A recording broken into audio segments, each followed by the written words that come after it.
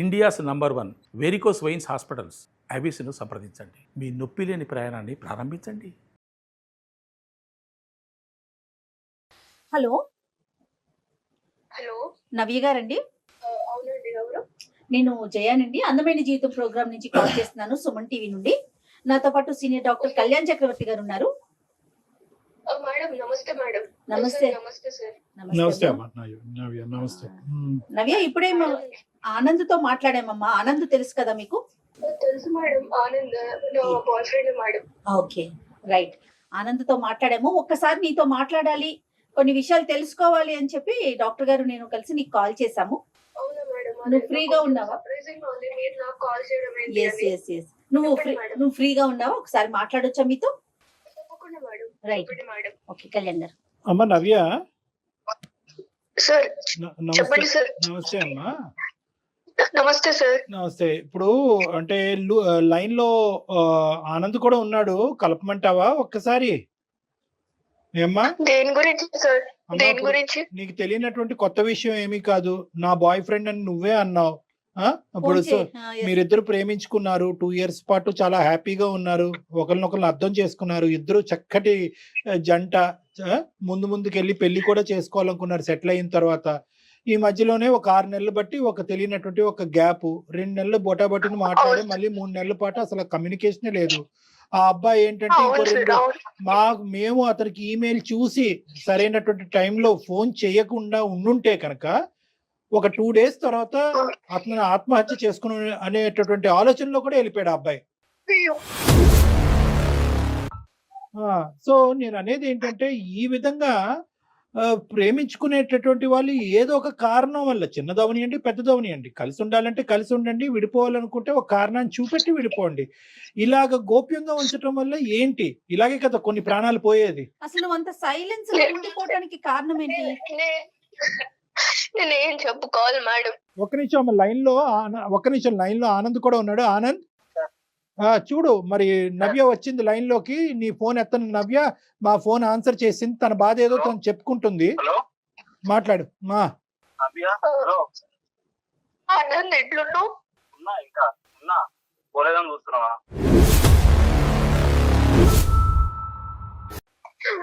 అట్లా అన్నా కానీ నాకు నీ మాట వింటేనే బాధేస్తుంది. అంటే వేరే వాళ్ళు ఫోన్ చేస్తే గానీ నా ఫోన్ నుంచి చేస్తే తినంత తప్పులు నేను అన్ని చేసానా? తెలియదు ఆనంద్ ఏం జరిగిందో నీకు తెలియదు. తెలీదు, చెప్పాలి కదా నాకు. నువ్వు చెప్పాలి కదా. ఇప్పుడు చెప్పలేదు. నేనేం చెప్పుకోలేను ఆనంద్, నేను చెప్పుకోలేను. సరే చెప్పుకోనండి. ఎలాగా? ఎలా చెప్పుకోలేదంటే అట్లా కాదు ఎలాగా? కదమ్మా నవ్య, నేను కానీ నీకోసమే వేచి చూస్తున్నాడు కదా అతను.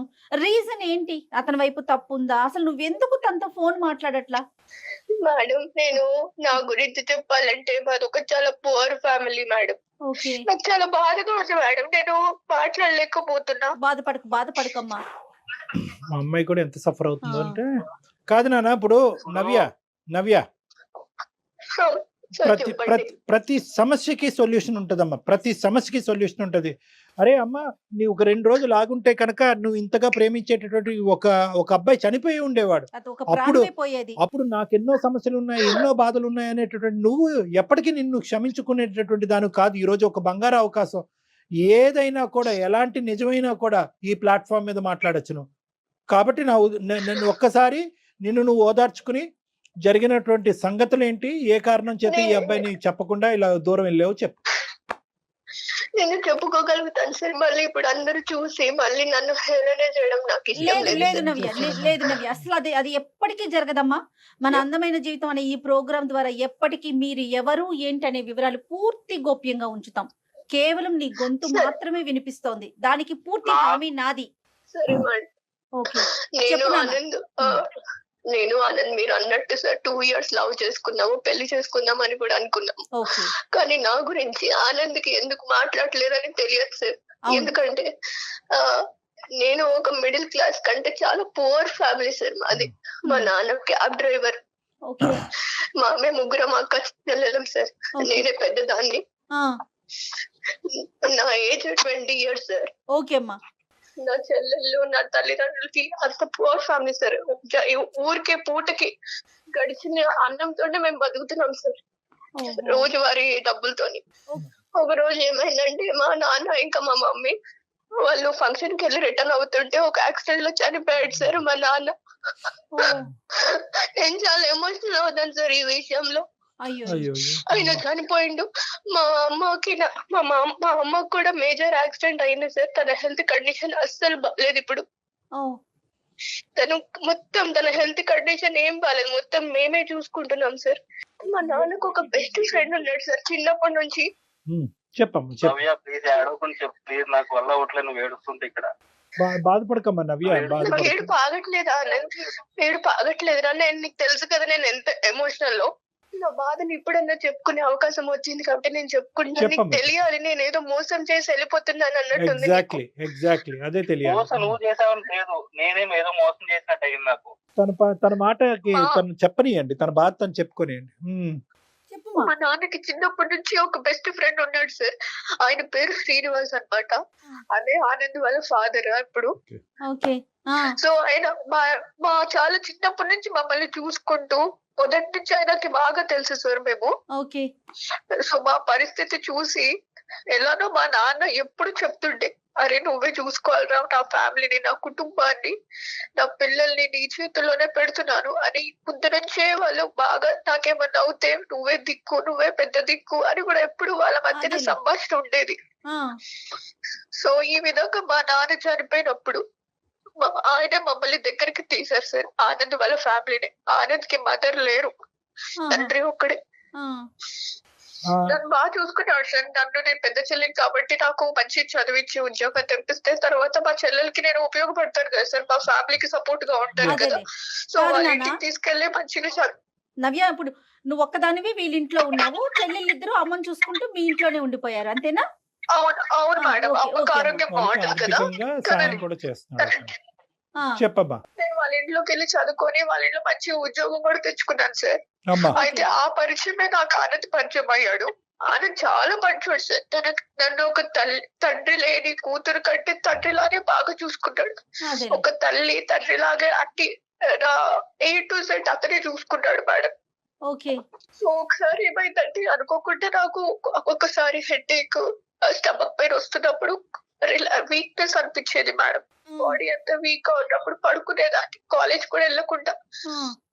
సో అలాంటి టైంలో వీక్ ఉన్నప్పుడు నాకు మెడిసిన్స్ అవన్నీ తెచ్చి అంకుల్ బాగా చూసుకున్నారు. అలా 2-3 సార్లు జరిగినాయి అలాగా. సో టైం అయిపోయింది. ఒకసారి ఏమైందంటే మేడం, నాకు బాగా సివియర్ గా హెడేక్ ఇంకా స్టమక్ పెయిన్ ఉన్నప్పుడు ఒక మెడిసిన్ ఇచ్చారు మేడం. నాకు తెలియలేదు ఏమైందో. నాకు తెలియకుండానే నాకు నీరసం అయిపోయింది. నేను అలానే పడుకుంటున్నాను మేడం. అప్పుడు ఆనంద్ కూడా లేడు మేడం నాకు తోడుగా. అలాంటి టైంలో నాకు తెలియకుండానే ఆ శ్రీనివాస్ అంకుల్, ఆ అంకుల్ అని కూడా పిలవాలనిపించట్లేదు. నాకు ఒక రాక్షసుడు అని చెప్పాలి నేను.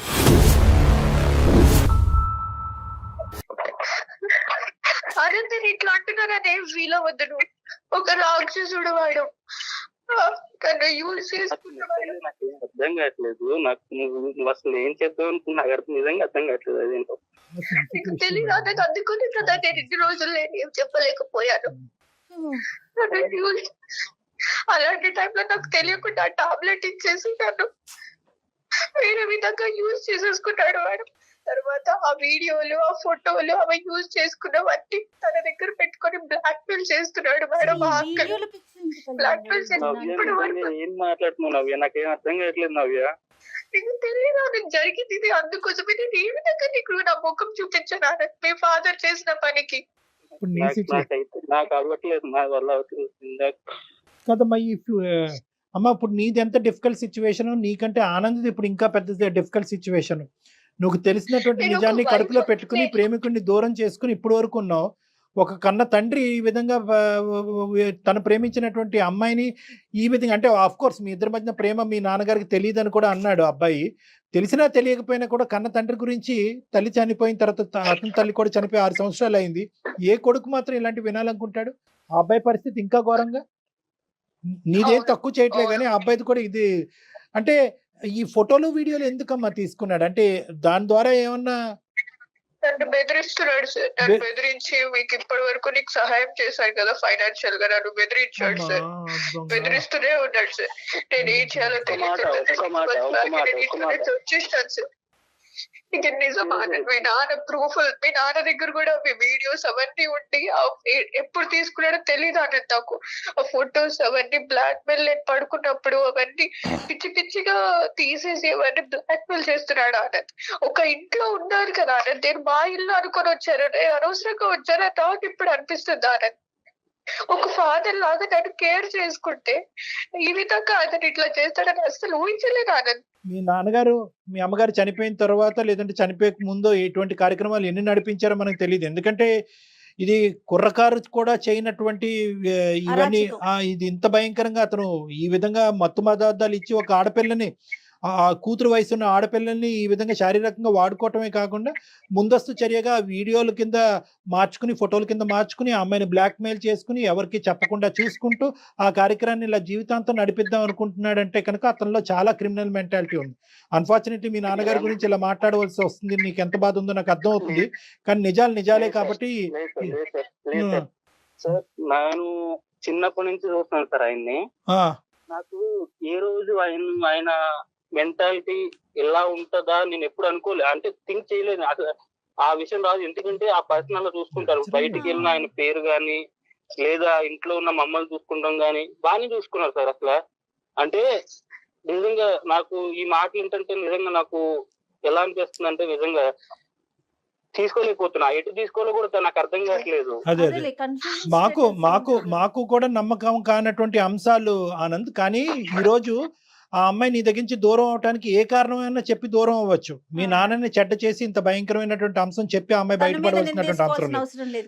సో అది ఒకటి. రెండోది ఏంటంటే కనుక ప్రత్యక్షంగా ఆ అమ్మాయి సాక్ష్యాలు ఉన్నాయి అని అంటుంది. ఫోటోలు వీడియోలు తీసి షేర్ చేసి ఇది ఈ విధంగా చేస్తానని బ్లాక్ మెయిల్ కూడా చేస్తున్నాండి. సో ఇక్కడ ఎలా చూసినా కూడా మాకు తెలియనటువంటి నవ్య నిజమే చెప్తున్నట్టు అనిపిస్తుంది. మాకు నవ్య గురించి తెలీదు, కానీ ఈ విధంగా తను చెప్పునా సార్. నేను ఆనంద్ని నా ఒక హస్బెండ్ లాగే అనుకున్నాను సార్. మేమిద్దరం అలాగే ఉన్నాం సార్. జెన్యూన్ గా లవ్ చేసుకుని పెళ్లి కూడా చేసుకుందాం అనుకున్నాం సార్. తను కూడా తన వైఫ్ లానే చూసుకున్నాడు సార్ నన్ను కూడా. నేను ఈ విధంగా నేను ఇప్పుడు అబద్ధం చెప్పాల్సిన అవసరం ఏంటి ఆనంద్? అమ్మ ఇప్పుడు వీళ్ళ నాన్న నీతో ఇంకా టచ్ లో ఉన్నాడమ్మా శ్రీనివాస్ గారు. ఇంకా వాళ్ళ నాన్న అంటే ఈ అబ్బాయి కోపం వస్తుందేమో. ఇప్పుడు ఆనంద్ కోపం వస్తుంది నేను వాళ్ళ తండ్రి అని అంటే కనుక. ఇప్పుడు అతను ఇప్పటికీ నీతో కాంటాక్ట్ లో ఉన్నాడమ్మా? లేడు సార్. అప్పుడప్పుడు తనకి తన ఒక టైంలో తనకి ఏమవుతుందో ఏమో తెలియదు సార్. అప్పుడప్పుడు వాట్సాప్ లో ఇంకో ఫొటోస్ ఇవన్నీ నేను బ్లాక్ మెయిల్ చేస్తాను, మిమ్మల్ని ఇంకా అనాథల్ని చేస్తాను, ఇప్పటి వరకు మిమ్మల్ని చూసాను పోషించాను కదా అని ఇంకా బ్లాక్ మెయిల్ చేస్తాడు. నా వల్ల అవ్వట్లేదు సార్, ఇవన్నీ వింటూ నాకు అవ్వట్లేదు సార్ నిజంగా. ఆనంద్ నువ్వు గుండె ధైర్యం చేసుకుని నా మాట విను. ఇది నిజాలే కాబట్టి కొద్దిగా విను ఇక్కడ. ఎందుకంటే కనుక రిస్క్ ఉంది ఇక్కడ. ఒకటి నీకు ఫాదర్ అనేటటువంటి సెంటిమెంట్ ఉన్నా కూడా వేరే ఆడపిల్లల జీవితాలకి రిస్క్ ఉంది కాబట్టి. I can understand. నాకు టోటల్ సింపతీస్ నీ వైపు ఉన్నాయి, కానీ మీ నాన్న యొక్క రియాలిటీ తెలియటం ఒక ఎత్తు, ఇంకా ఎంతమంది ఈ విధంగా అతని బారిన పడుతున్నారు అనేది రెండోది. మూడో అంశం ఏంటంటే అదృష్టం కొద్ది ఇద్దరు ఆడపిల్లలను అక్కడ, ఇద్దరు చెల్లెలను అక్కడ వదిలి ఈ అమ్మాయి ఒక్కతే ఇక్కడికి వచ్చింది. ముగ్గురిని వేసుకుని వస్తే కనుక ముగ్గురు కథ వినే పరిస్థితి వచ్చి ఉండేది ఈ రోజు మనకి. సో ఈ రోజు మీ నాన్న అనేటటువంటి అంశం పక్కన తీసి పెట్టాలి. అతను ఒక క్రూరమైనటువంటి మృగంలా తయారయ్యాడు. ఈ అమ్మాయి చెప్పినటువంటి వాస్తవాలు అయితే, కానీ వీటికి ఇవి నువ్వు మాకు చెప్పేదానికి ఆనందం దూరం పెట్టడానికి ఏముందమ్మా సంబంధం? నువ్వేం అక్కడ వాలంటరీగా అతని జీవితంలోకి వెళ్ళలేదు, కావాలని చెప్పి నువ్వు అతనితో ఏం తప్పు చేయలేదు. నేనేం వాలంటరీగా వెళ్ళలేదు సార్, కానీ మేమిద్దరం ప్రేమించుకొని ఒక జెన్యూన్ గా ఇంతవరకు నేను ఎప్పుడు ఎవరిని ఇట్లా లవ్ చేయలేదు సార్. ఎలా చెప్తాను ఆనందాన్ని, ఎలా నీకు ముఖం చూపించుకోగలను చెప్పు? నీ ఫాదర్ ఇప్పుడు నమ్ముతున్నావా అనంత్? ఇప్పుడు పెద్దల సమక్షంలో కూడా నువ్వు నమ్మట్లేదంటే అప్పుడు ఎలా నమ్ముతావు? అవును, చిన్నప్పటి నుంచి నేను చూస్తున్నాను ఆయన్ని. నేను చిన్నప్పటి నుంచి చూస్తున్నాను ఆయన్ని. నేను చూస్తున్నాను కాబట్టి నేను అంటున్నా ఇంకా నాకు ఇప్పటికీ నమ్మబుద్ధి అవ్వట్లేదు. రిటర్న్ నువ్వు చెప్పిన ఆనంద్, నీ ఆనంద్, నోటి ఇప్పుడు నుంచి ఆ మాటలు వస్తుంటే నాకు అవ్వట్లేదు తీసుకోవడానికి. ఆనంద్ తనకప్పుడు ఆ టైంలో చెప్పడం చాలా కష్టం, చాలా డెలికేట్ సిచ్యువేషన్. ఎందుకంటే ఎవరైతే క్రిమినల్ తన కళ్ళెదురుగుంటా నిలబడి ఇంకో పక్క నుంచి ఆ క్రిమినల్ యొక్క కొడుకునే పక్కన పెట్టుకుని ఈ సున్నితమైనటువంటి అంశాన్ని ఆ అమ్మాయి పూర్తిగా చెప్పలేకపోవచ్చు. ఒకప్పుడు చెప్పినా కూడా అతను ఒక కథ అల్లాడి కథ ఆడి ఈ అమ్మాయి తనలో లోపరుచుకునేటటువంటి ప్రయత్నం చేసిందని చెప్పి రివర్స్లో నిందేయచ్చు. అప్పుడు ఈ అమ్మాయి పని ఇంకా ఘోరంగా తేరవచ్చు. కాబట్టి ఆ అమ్మాయి ఏంటంటే స్లోగా ఆ వాతావరణం నుంచి బయటపడింది, చాలా మంచి పని చేసింది. ఫస్ట్ స్టెప్ దాన్ని మనం కొనియాడాలి. ప్రేమను కాపాడుకోవాలనో ఆనందాన్ని పక్కన కూర్చోపెట్టుకోవాలని చెప్పి అదే వాతావరణంలో ఉండకుండా ఫస్ట్ బయటకు వచ్చేసింది, చాలా మంచి పని. అందరు ఆడపిల్లలు ఏదైనా ఇలాంటి అబ్యూజివ్ రిలేషన్షిప్ కానీ ఇలాంటి పరిస్థితి ఉంటే కనుక ఫస్ట్ ఆ వాతావరణంలోనే ఉండాలి తప్ప మనకి ఇంకో లోకం లేదు. అది మీ వాళ్ళైనా పరాయి వాళ్ళైనా ఆ ఫస్ట్ 600 106 ఆ వాతావరణం నుంచి బయటపడండి. ఇది ఈ అమ్మాయి చేసినటువంటి మంచి పని. ఓకే, నెక్స్ట్ స్టెప్ ఏంటంటే కనుక నీ ప్రేమను ఎందుకు తాకట్టు పెట్టింది, నీ ప్రేమను ఎందుకు కాదు అనుకుంటుంది అన్నదానికి కూడా చెప్పింది. ఎందుకంటే కనుక ఒక సున్నితమైనటువంటి అంశం, ఆ తండ్రి తన్ని ఇలాగ చెడగొట్టేటటువంటి ప్రయత్నం కానీ చెడగొట్టేటటువంటి పరిస్థితిని తీసుకొచ్చినటువంటి వ్యక్తి ఒక కొడుకుతో నేను ఎలా ఉంటాను అంటే దీని అర్థం ఏంటంటే కనుక నీ మీద కోపం కాదు, తనకి నీ మీద కోపం ఉందని అనుకుంటున్నావా? నీ మీద కోపం కాదు. ఇప్పుడు నువ్వు చెప్పాలి నవ్య, ఎందుకు దానికి దీనికి ఎందుకు ముడిపెట్టావు, ఈ అబ్బాయిని ఎందుకు దూరం పెట్టావు? అట్లీస్ట్ ఇప్పటికైనా అబ్బాయికి ఒక క్లారిటీ. నేనైతే ఆనంద్ ని పెళ్లి చేసుకోలేను సార్. ఆ విధంగా నేను ఒకసారి వాళ్ళ ఎందుకు అదే ఫ్యామిలీ నా మనసు ఒప్పుకోవట్లేదు సార్. నేనైతే చేసుకోలేను. ఇప్పటికే మళ్ళీ నన్ను బెదిరించి తర్వాత ఇంకెవరో ఫ్యూచర్ చేస్తే నా చెల్లెల బతుకులు కూడా ఆగమైపోతాయి. అలా కదమ్మా, అలా కాదు. ఒక క్రిమినల్ కొడుకు అని ఆ క్రిమినల్ మీద ఉన్న కోపం కొడుకు మీద చూపెడుతున్నావా? లేదంటే ఒక మావ స్థానంలో ఉన్నవాడు నిన్ను చెరిచాడు కాబట్టి ఆ బాధని జీర్ణించుకోలేక కొడుకును కూడా వద్దనుకుంటున్నావా? అవును సార్, ఆ బాధ జీర్ణించుకోలేకపోతున్నాను సార్ నేను. ఎలా అవుతుందమ్మా? అది కరెక్ట్ కాదమ్మా. అఫ్ కోర్స్ జరిగినటువంటి సంఘటనలకి టోటల్ గా మా తరపున సానుభూతి ఉంది. ఇది చాలా క్రిమినల్ చర్య, చాలా దారుణమైన చర్య. ఆనంద్ సహకరిస్తే కనుక, ఒకప్పుడు ఆనంద్ సహకరించినా సహకరించకపోయినా ఎవరైతే కనుక ఈ పైశాచిక చర్యకు పాల్పడ్డాడో అతన్ని శిక్షించడం, శ్రీనివాస్ అనే వ్యక్తిని శిక్షించడం అనేటటువంటి చాలా ఇంపార్టెంట్ ఇష్యూ. అది నెంబర్ 1. నెంబర్ 2, నేను చెప్పేది ఏంటంటే అసలు దానికి దీనికి ముడిపెట్టకమ్మా, దానికి దీనికి ముడిపెట్టకు. ఇప్పుడు పుణ్యమే కారణంలా ఉంటుంది ఈ అబ్బాయి పరిస్థితి. ఎందుకు నేను ఈ మాట అంటున్నానంటే ఈ రోజు ఆనంద్ యొక్క పరిస్థితి ఎలా ఉంది? సొంత తండ్రి గురించి ఏ కొడుకు ఇలా వినాలి అని అనుకుంటాడు? ఇప్పుడే అతనే చేదరించుకుంటున్నాడు. నువ్వు చెప్పేటటువంటి నిజమైతే కనుక మా నాన్న గురేస్తాను. ఇప్పుడు అతను ఈ విధంగా బ్లాక్ మెయిల్ చేస్తుంటే ఒక తండ్రి స్థానంలో చూసుకొని ఇప్పుడు నేను ఏ ముఖం పెట్టుకొని వాళ్ళ ఇంటికి వెళ్ళాలి సార్? ఇప్పుడు అలాంటి ఉన్నాడు అంటే నేను ఎందుకు ఉండేస్తా? అలాంటి అలాంటి ఉంటే నేను ఎందుకు ఉండేస్తాను అక్కడ? ఇప్పుడు ఈ రోజు ఆనంద్ నీ పక్కన నిలబడటం అనేది నీ సేఫ్టీ అమ్మా. ఒకటి గుర్తు పెట్టుకో, ఆనంద్ నీ పక్కన ఉండటం అనేటటువంటిది సేఫ్టీ. ఎందుకంటే విషయం తెలిసింది కాబట్టి. ఈ విషయం సొంత కొడుకు తెలుసు. నిలదీసేటటువంటి అధికారం ఆనంద్కు ఉంది, శిక్షించేటటువంటి అధికారం ఆనంద్కు ఉంది, పోలీస్ స్టేషన్ కి పంపించేటటువంటి అధికారం ఆనంద్కు ఉంది, అన్ని విధాలుగా ఒక అధికారం ఆనంద్కు ఉంది. కాబట్టి ఆనంద్ నీ పక్కన ఉండటం అనేటటువంటిది బలం. ఏ విధంగా అతని దగ్గర ఈ పనికిరానటువంటి చెత్తకారి ఆధారాలు ఉన్నాయో కూడా అవి అన్ని పిండి తీసుకోవటం, అతను పోలీస్ స్టేషన్ వరకు సాగరంపటం అన్ని కూడా ఆనంద్ చేయగలిగేటటువంటి కెపాసిటీలో ఉన్నాడు. కాబట్టి ఆనంద్ నీ బలం నెంబర్ 1. నెంబర్ 2, నేను ఒక అంశం చెప్తున్నానమ్మా. నీకు మానసికంగా నీ పరిస్థితి ఏంటి అన్నది నేను అర్థం చేసుకోగలను. కానీ అన్నిట్లకంటే ఇక్కడ మనం ఏంటంటే ఒక నీకు ఓదార్పు లేదంటే ఒక మంచి అంశం ఏంటో తెలుసా? ఒక చెడు చూసావు, ఒక భయంకరమైనటువంటి అంశం చూసావు, కానీ దాంతోపాటు ఒక స్వచ్ఛమైన ప్రేమను కూడా చూసావు. ఈ రోజుల్లో ఇటువంటి స్వచ్ఛమైనటువంటి ప్రేమను దొరకటం కూడా కష్టం. ఈ రోజు కావాలంటే 1 గంట 2 గంటలో 100 రోజులో ఈ రోజు ఆనంద్ గట్టిగా వాదించతే నిన్నైనా వదులుకోవటానికి రెడీ అయ్యాగానే మా నాన్న ఇలా అంటే కనుక నేను వదలను, మా తల్లి చనిపోయినటువంటి మా తండ్రి మీద పేలెత్తి ఆధారాలు ఉన్నా లేకపోయినా తండ్రిని వెనకేసుకుని రావచ్చు, కానీ అలా వెనకేసుకుని రాలేదు. ఎప్పుడైతే నేను అతను సముదాయించావో, ఎప్పుడైతే నువ్వు 2 మంచి మాటలు చెప్పావో, మా నాయన నిజంగా ఇలాంటి వాడైతే కనుక అతను నేనే శిక్షిస్తాననే విధంగా నీతో పాటు వచ్చినటువంటి ఈ వ్యక్తికి నీ మీద పూర్తి స్థాయిలో 100% స్వచ్ఛమైనటువంటి ప్రేమ ఉంది. ఇటువంటి సపోర్ట్ నీకు కావాలి. దీన్ని పోగొట్టుకోదు. అది చూపెట్టి నువ్వు దయచేసి దీన్ని పోగొట్టుకోవద్దమ్మా. ఎందుకంటే ఈ రోజు నువ్వు ముందు వచ్చి ఇలాగ గోప్యంగా ఒకటమ్మా, నేను ఇందాక చెప్పాను, ఆడపిల్లలు ఎవరైనా కూడా ఇటువంటి సంక్షోభంలో ఉంటే కనుక బయటకు వచ్చి మాట్లాడండి అని చెప్పాను, బయటకు రండి అని చెప్పాను. బయటకు రావటమే కాకుండా బయటకు వచ్చి మాట్లాడాలి. ఎందుకంటే మీరు ఒక్కలే బాధితులు కాదు, మీతో పాటు ఇలాంటి అమ్మాయిలు ఎంతమంది ఉన్నారో లూప్ లో అనేటువంటిది కూడా ఇంపార్టెంట్.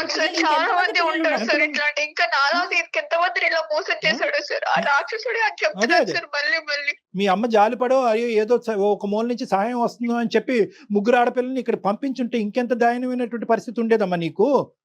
అక్కగా నా నువ్వు చెల్లెల బతుకులు కూడా ఆగమైపోతుంది సార్ అప్పుడు. అంతే కదమ్మా. సో నేను చెప్పేది ఏంటంటే దానికి ఇక్కడ దీనికి ముడిపెట్ట- ఆనంద్ నీ పాత్ర ఏంటమ్మా? నువ్వేం చేయదలుచుకున్నావు చెప్పు. నువ్వు హెల్ప్ చేయాలి ఎక్కువగా. అప్పుడు నీ సహాయ సహకారాలు నవ్యకు అవసరం. నీ ఓదార్పు, నీ ప్రేమ. అన్ని ఓకేనా? కాదు మీరిద్దరూ నేనేమంటున్నా అంటే first of all Navya, sir చెప్పండి సార్. వితౌట్ ఎనీ కండిషన్స్ నీ ప్రేమను యాక్సెప్ట్ చేస్తావా? ఆనంద్ నీకు కావాలా? ఆనంద్తో పాటు కలిసి ప్రయాణం చేస్తావా? నాకు ఇవన్నీ నాకేం తెలియదు. నాకు నువ్వు కావాలి. నీ సమాధానం కావాలి నవ్య. చూసుకున్నాను నేను చెప్పలేకపోతున్నాను సార్. నేను ఇంకా ఆ స్టేజ్ లో నుంచి బయట పడలేదు. ఇంకా నేను చెప్పలేకపోతున్నాను సార్. మీరే న్యాయం డిసైడ్ చేయండి సార్. నవ్య, ఒక పని చేద్దామమ్మా. నీ సిచ్యువేషన్ నాకు అర్థమవుతోంది.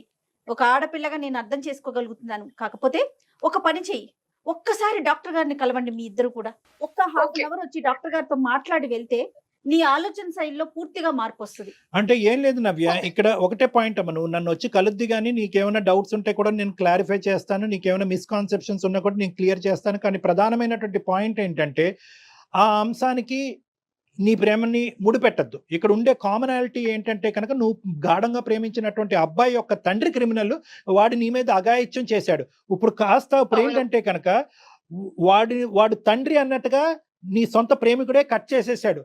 సో కట్ చేసేసినప్పుడు నీకు మామ కింద కూడా అవ్వడు. నువ్వు వాళ్ళ ఇంట్లో అడుగు పెట్టవలసినటువంటి అవసరం లేదు. అక్కడ వాళ్ళ కొడుకు దగ్గర నుంచి నీ ప్రేమికుడి దగ్గర నుంచి అక్కడ ఏమి క్షమించేటటువంటి ఆలోచన శైలి లేదు.